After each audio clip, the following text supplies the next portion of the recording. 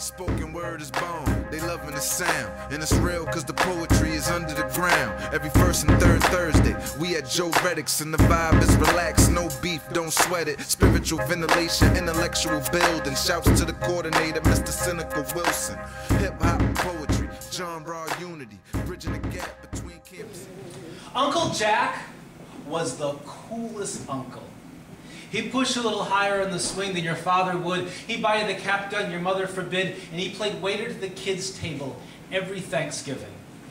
Aunt Maddie, she was the quiet head shaker, a former high school basketball star, state champion point guard, all 4'12" of her, now washing dishes in my grandmother's kitchen, keeping Jack's drink filled, driving them home every holiday. And when they got there, he hit her. He was a great bull of a man who could throw a small woman across a room or over a bed. The Christmas night she tried to fight back, he told her she was so ugly he ought to treat her like a man. He pinned her down on the cold linoleum and dry shaved her face with a straight razor. There was blood. That drunk, there had to be. Blood is thicker than water. Everybody knows that. And everybody knew about this. But Jack was the blood, the brother, and she was the stranger, not the sister, and so my family watered it down. Talked about his drinking instead of his fists. Let Aunt Maddie believe her only exit could be a pine doorway, hip-roofed and buried. And Uncle Jack took it first. Say she got lucky, if you can say a thing like that. At the funeral, my family mistook her tears for a widow's sorrow.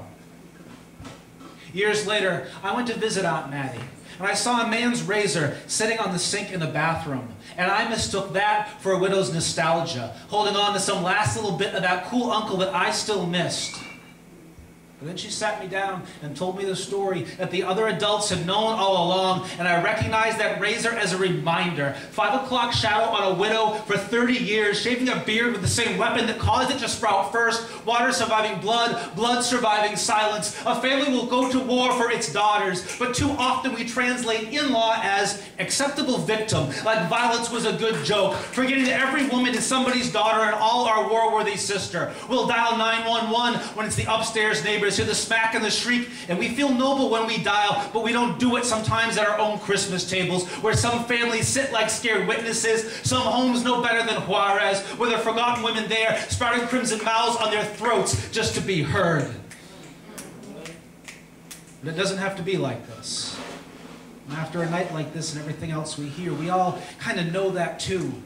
But sometimes you need a reminder of how to start when it's your own family. You take your family tree, you erase all those lines. You start paying more attention to the warning signs.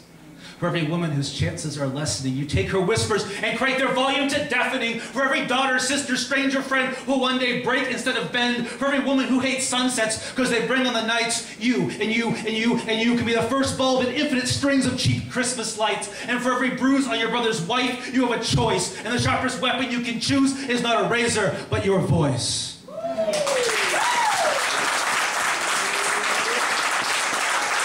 S-Y-R-A-C-U-S-E-N-Y, what it do?